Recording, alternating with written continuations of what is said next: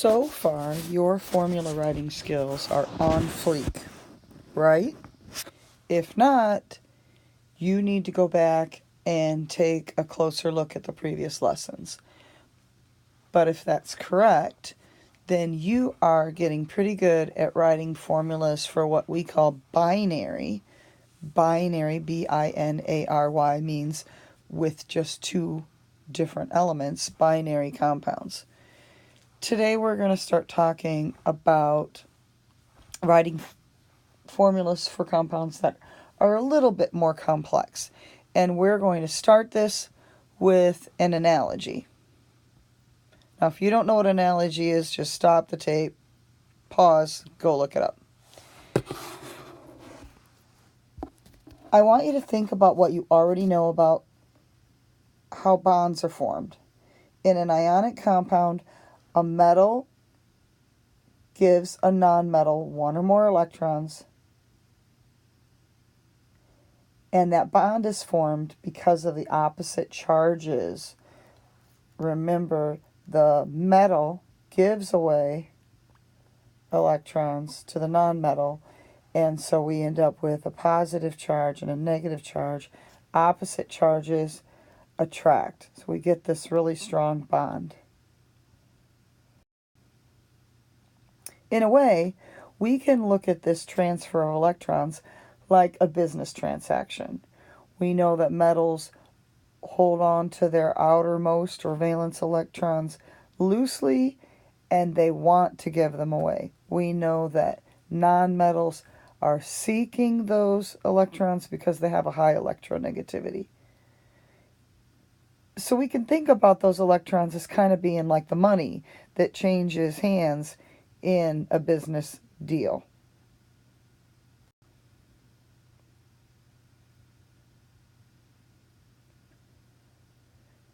So if we think about this as a business transaction, we can think about some different ways that business transactions occur and apply that as a good analogy to our compound. So I want you to think about a business transaction that might take place. Imagine that a woman is selling a big apartment building in Miami Beach.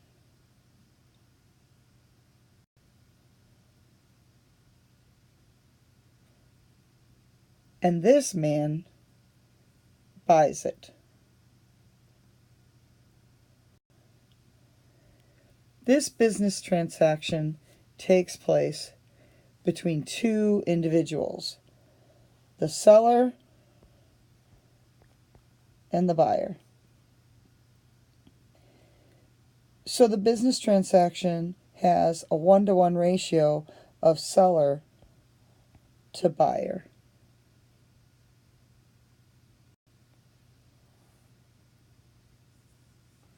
But it might not have happened this way. Imagine that the man is interested in investing in this building, but he doesn't have $3 million. So he talks to a few of his friends, and they each put in money, and between them, together, they buy the building. The price of the building didn't change. It still cost $3 million. The only thing that changed was how many people it took to contribute the $3 million.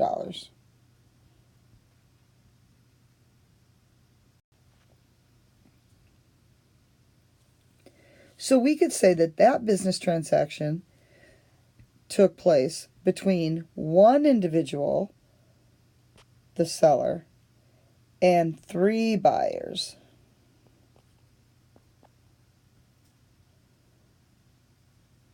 So there's a 1-to-3 ratio when it comes to sellers to buyers.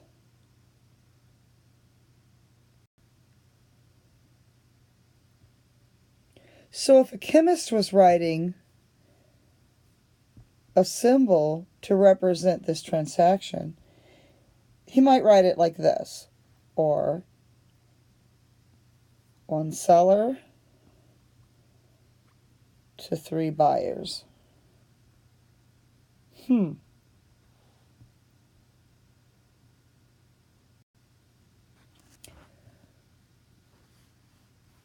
Sometimes business transactions happen among larger groups of people. This building could have sold in a different way. In this situation, we have the seller. That hasn't changed. The price of the building is still $3 million. But in this situation, there's 3 groups of people. Each group puts in $1 million. So we have a waitress and 2 suits contributing $1 million. And it just so happens another group with a waitress and 2 suits contributing $1 million.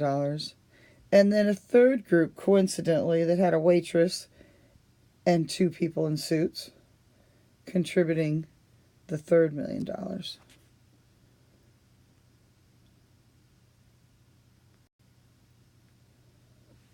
The price of the building did not change. It just took 3 groups of friends to buy it.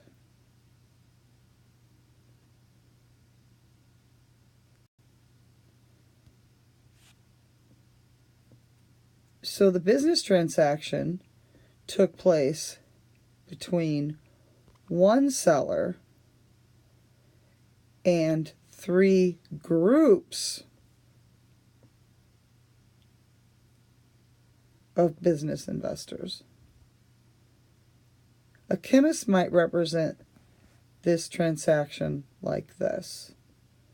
We have a seller, we have 3 groups. Each of those business groups had 1 waitress and 2 suits.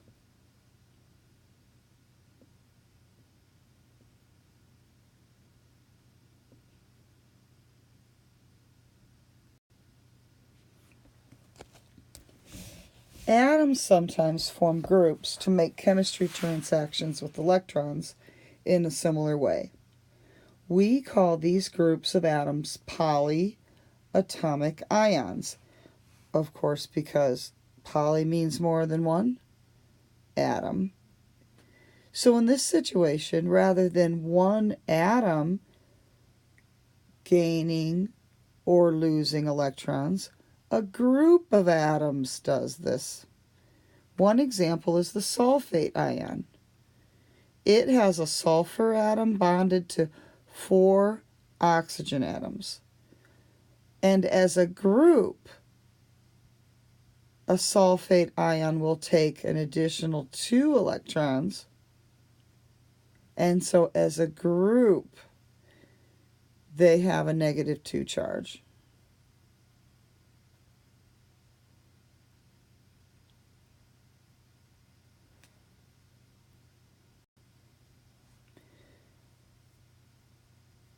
So because sulfate is a -2,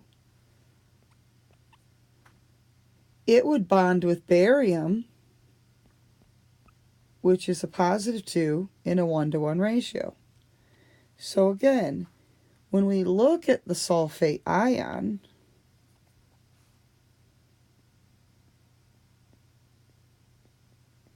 what we have is we have a group that has 5 atoms total. 1, 2, 3, 4 oxygen atoms, and 1 sulfur atom. And what they're actually doing is they're sharing electrons with covalent bonds. But as a group, they have room in those valence areas. They have room as a group to take an additional 2 electrons. So as a group, they take those electrons from a willing donor. We know that's going to be a metal because metals give away electrons. And barium would be a great donor to contribute 2 electrons to this sulfate group.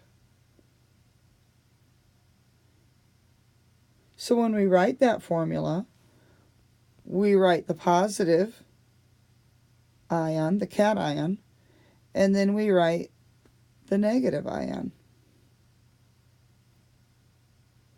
And this symbol tells us that there's 1 sulfur and 4 oxygens in that group.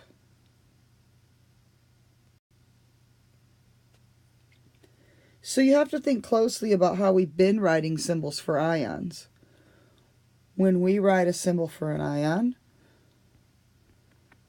we write our symbol, we put the charge in the superscript. We write our symbol, we put our charge in the superscript.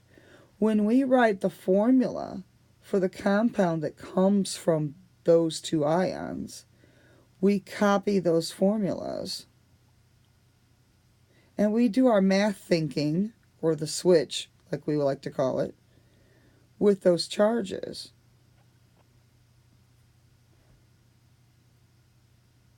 But the symbol, we simply copy.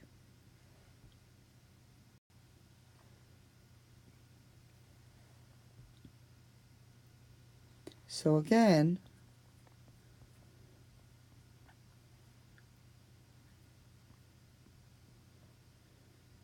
we copy the symbol, we do our math thinking with the charges. 3, 1 means it's going to take 3 chlorines to cancel out that positive 3. 3, 1 switches, 1, 3. And when we do polyatomic ions, we're going to do the same thing.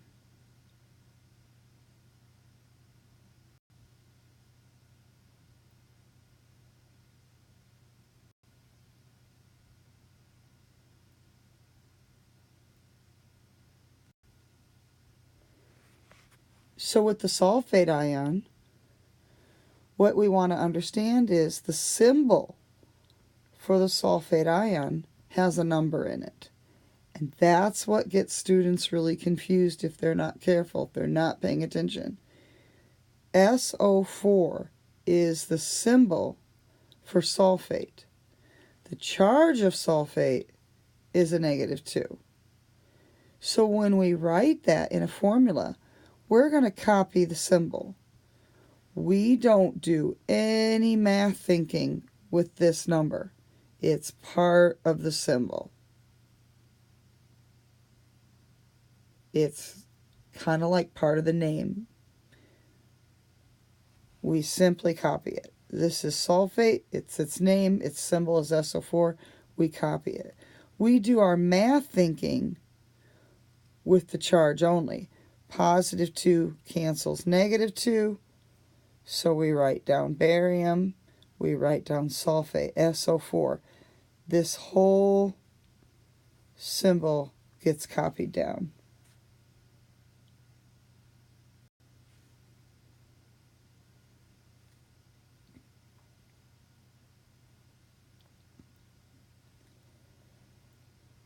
So if we're going to take sulfate, which is a -2, and we're going to put it with potassium, which is a +1, we do the same thing. We copy our symbol. We copy our symbol.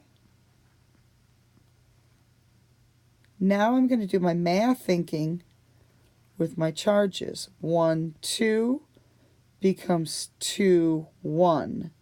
I don't need to show the 1. Since I wrote down the SO4, it's already there one time. I don't need to show the 1 anywhere.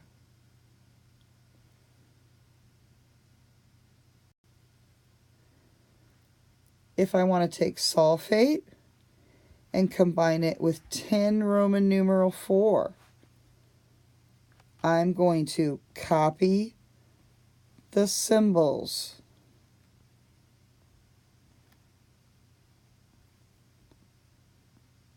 I don't do any math thinking with that 4. I copy it. Now I'm going to look at my charges. 4, 2, 4, 2. means 2, 4.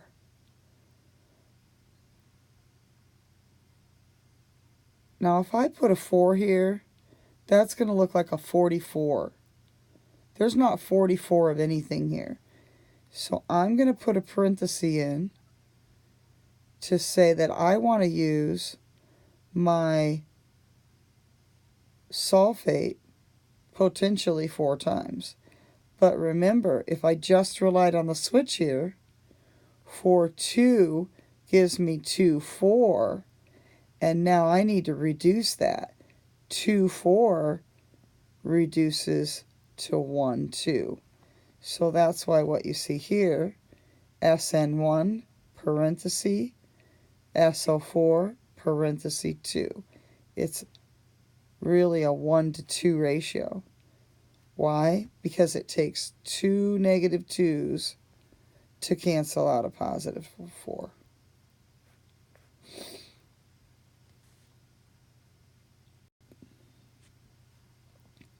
Okay, let's put sulfate with aluminum.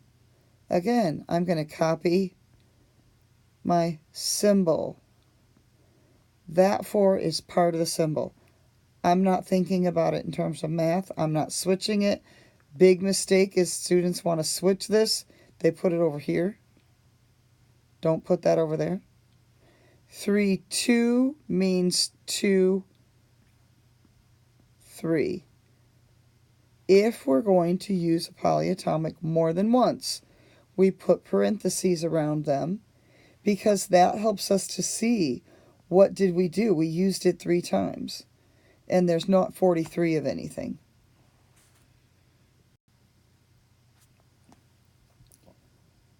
When we read the word sulfate, we recognize it as a polyatomic because of its ending ATE. Most polyatomic names end in ATE or ITE, and that's how you know you're looking at a polyatomic. So far, when we've been writing things like sodium chloride, the IDE tells us it's a compound. The IDE goes with the negative ion. Unfortunately, there are a few polyatomic ions that end in IDE that we'll have to contend with, but most of them end in ate or ite, and that is how we're going to recognize that we're not going to look on the periodic table for that. We're going to look on a list of polyatomics. There are several polyatomics that you should kind of get familiar with. We have a short list and we have long lists.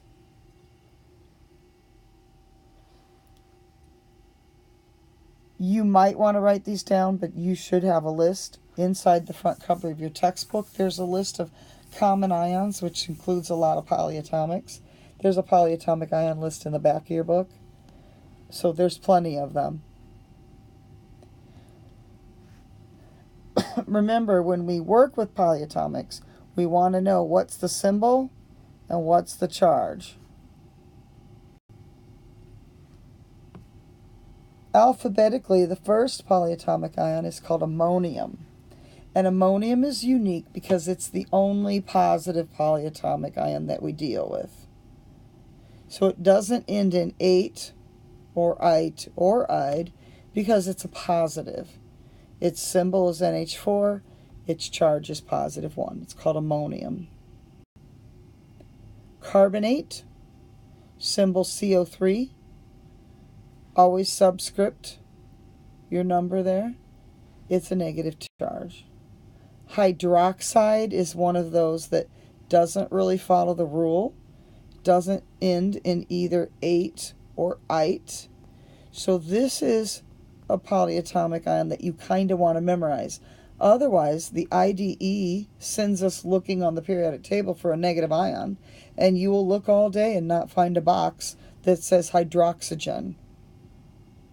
So this one, you really want to just become familiar with it. You'll see it a lot. You'll memorize it on accident if you're doing your own work all the time. but make a note of it. You'll want to know it. Nitrate, that ATE ending tells us it's a polyatomic. It's NO3 -1. Pay attention to whether things say ate or ite, because the next one is nitrite. It's also a -1 charge. The difference, nitrate had 3 oxygens, nitrite only has 2. Nitrate, nitrite. This is why you want to keep your list with you when you do homework. You want to be observant so that you don't mix those up. There's phosphate, which has a -3 charge. Its symbol is PO4. There's sulfate, SO4. It's got a -2 charge. Note that 8 ending. There's sulfite. Sulfite also is a -2. It just has 1 less oxygen, SO3.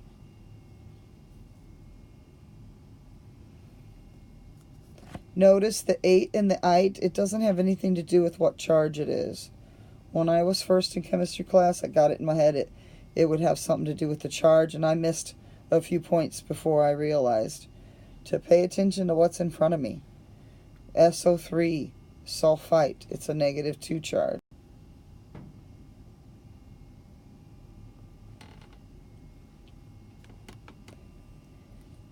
So these polyatomics that end in ate or ite are always anions, they're negative.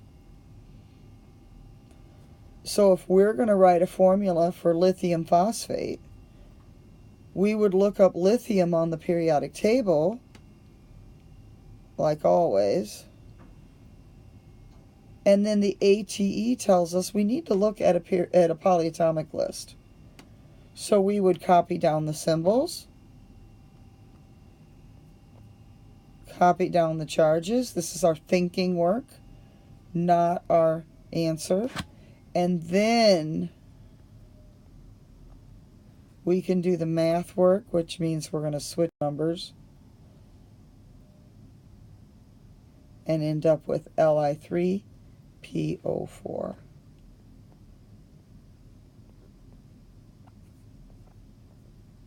We're only using the phosphate ion once, so we don't need parentheses. And there it is.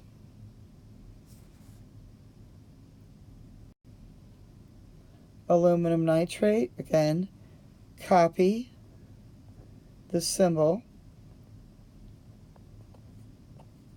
Make sure your capitals are capital, your lowercases are lowercase. Keep your subscripts in a subscript position. 3-1 means 1, 3. Now, I don't want to leave this like this because it looks like 33. So that's where I'm going to put my parenthesis in.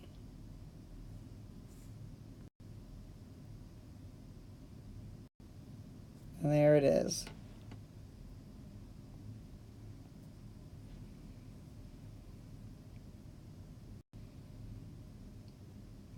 When we use a polyatomic more than once, that is when we're going to need these parentheses.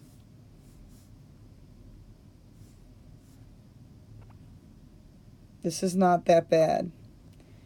The parentheses and the extra numbers scares people a little bit when they're first learning, but honestly, you're doing the same thing that you've been doing. That's why last week's lesson was so incredibly important. It was the foundation. If you're missing the foundation, go back, learn it.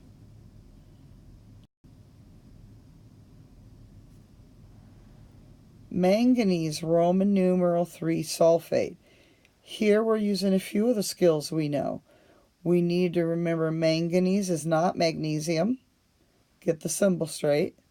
Roman numeral 3 tells us what the charge of the metal is. The ATE tells us to look on our polyatomic list. So we're going to write down the symbol, think about those charges,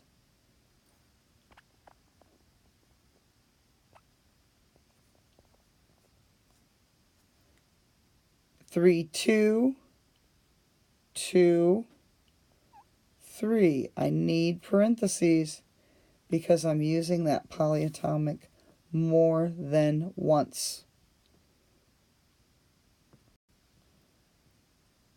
There's our switch and our formula. So you have the packet from last week, and part C was all about polyatomics. So if you didn't follow instructions and you went ahead and tried to do that, you might have made mistakes. You need a polyatomic list and your periodic table. And you're going to start in by reading the name. What's the correct symbol for sodium hydroxide? What do I do first? Think about my... That was a little messy. I'm going to look up sodium. It's a positive 1. Hydroxide. That's the one I told you need to learn. OH.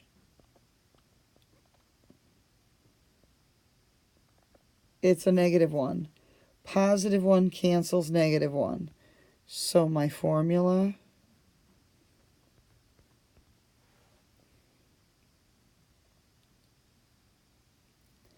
Let's look at number 3. Lithium carbonate. Lithium. It's a positive 1. Look for it on the table, periodic table. You marked those columns. You know where those are. Carbonate.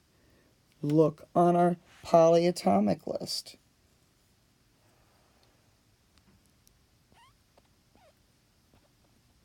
Write down the symbol, and the charge on the carbonate is negative 2. So when I write my formula, 1, 2 means 2, 1.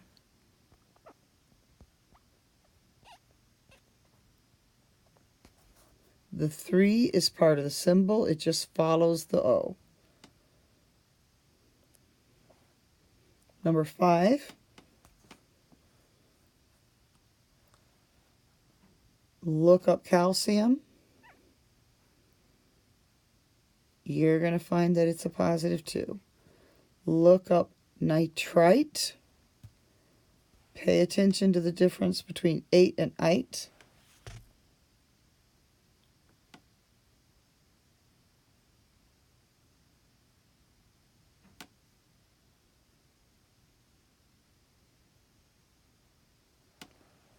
Nitrite,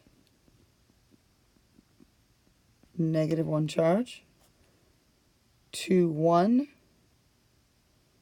means 1, 2. 2, 1 means we're going to use 1, 2.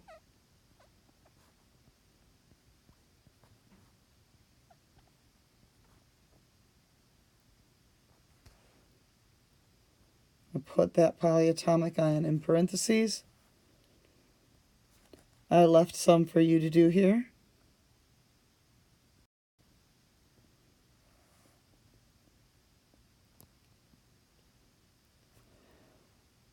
Notice number 10.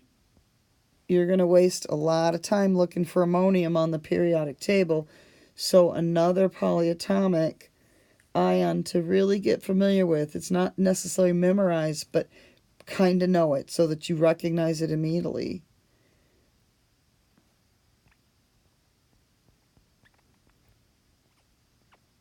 Ammonium, it's our positive polyatomic.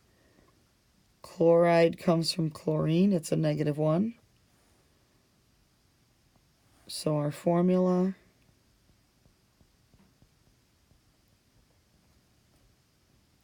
okay. I'm going to let you finish those.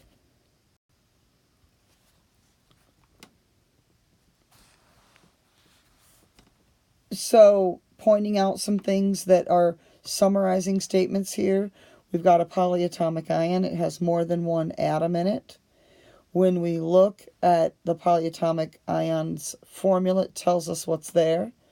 The charge is what's going to move to crisscross. The subscript never moves. The subscripts in the formula do not move. We keep them the same when we write them in formulas. You're going to have your list of polyatomic ions with you, and when you take a test, you'll have polyatomic ions also available to you. You don't have to memorize the list, but some of them, like I said, you want to get familiar with. I'm going to let you pause the tape and read this. These are instructions for how to write formulas.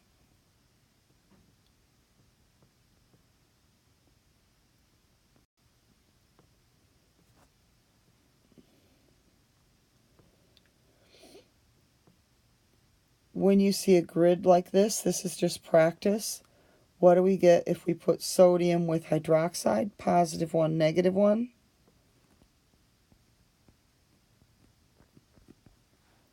What if we put sodium with sulfate? +1, -2. 1, 2 becomes 2, 1. 1, 2 becomes 2, 1. Don't forget to bring the 4. It goes everywhere the O does. 3, 1. 3, 1 becomes 1, 3.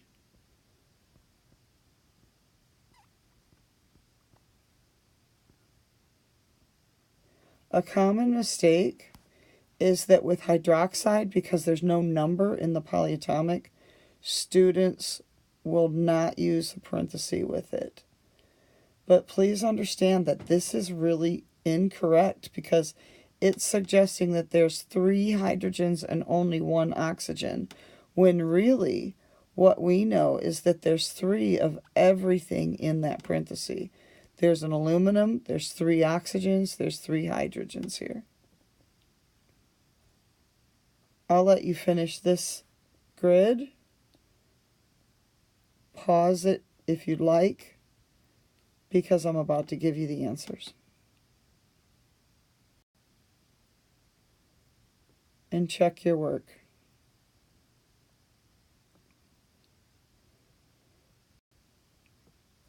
You have a worksheet that does the same thing.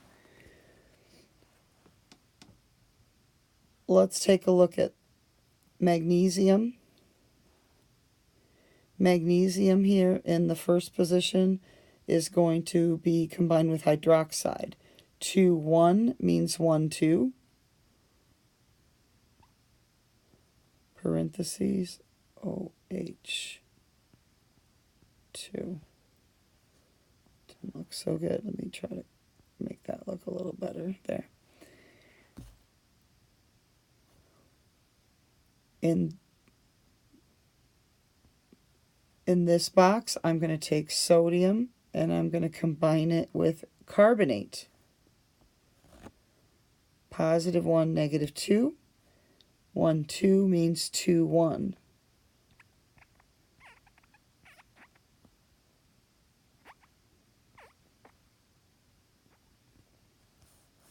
Now notice I did not use a parenthesis here because I only used the carbonate ion one time. 1, 2, 2, 1. Let me smudge that. 1, 2, 2, 1.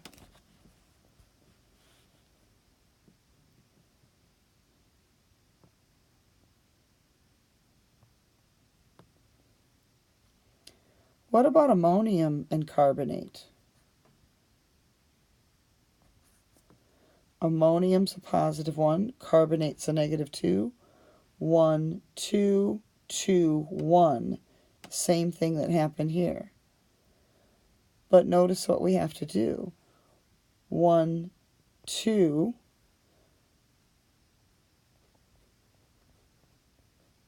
Means that I'm going to use ammonium twice. 2, 1. Let's look at what we did. 1, 2, 2, 1. We're just copying the symbols, which happen to have numbers in them, and then we're doing the switch with the charges.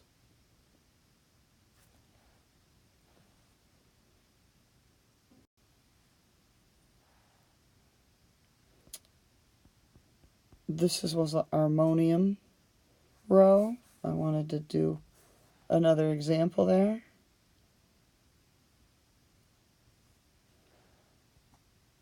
With phosphate, phosphate's a -3.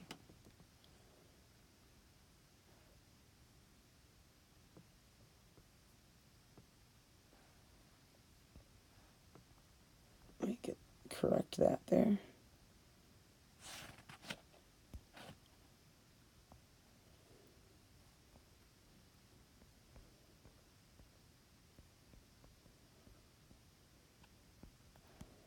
So here I have a +1, and I'm going to put it with a -3.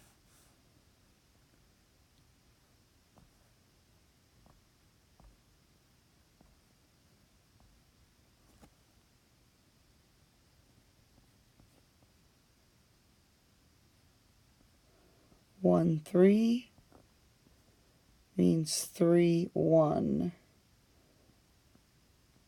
And I'm running out of space. I'm going to rewrite that down here.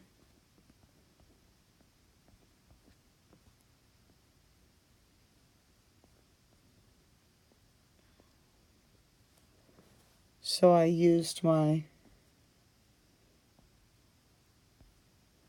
ammonium 3 times and my phosphate once.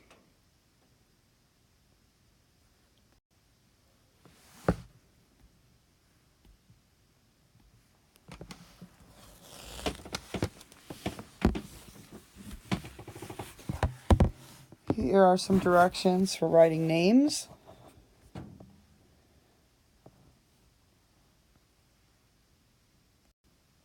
And some sample problems for you.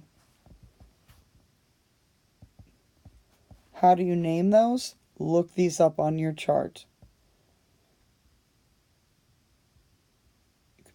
Pause to practice these because the answers are coming. And you can pause this and check your work. And you have sample problems just like this in your packet. How do we get started? We start with what we have there.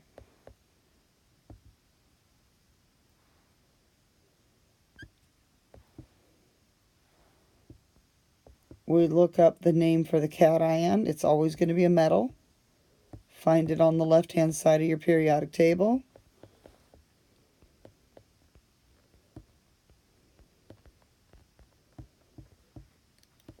And when you start seeing multiple capital letters together, you know you're looking at a polyatomic. Look it up on your chart, get the name of it.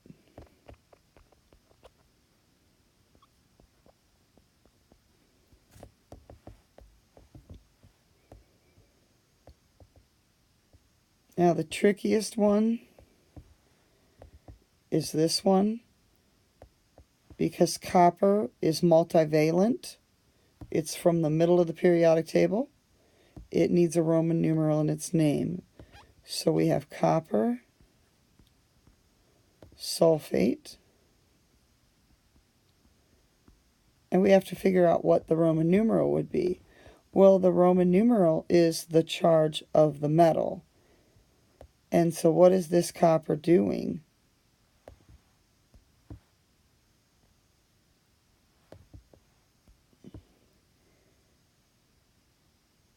It is canceling this SO4 sulfate. And if we look this up, we see that sulfate's a -2. Therefore, copper has to be a +2.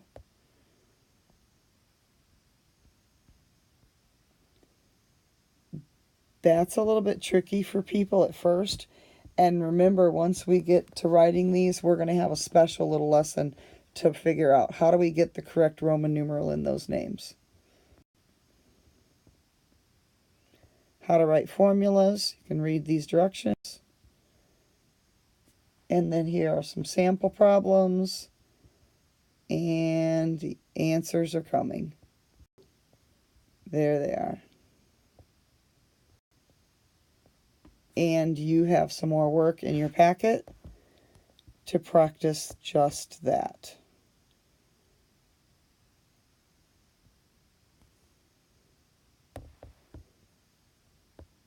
We start by looking up the metal or the positive ion.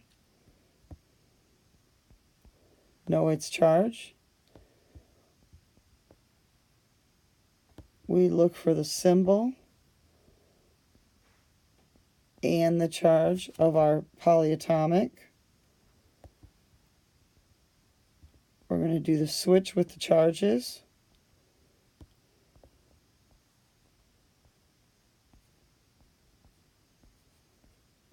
Use parentheses when we use a polyatomic more than once. And voila.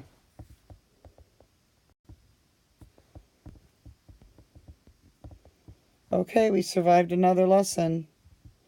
See you soon.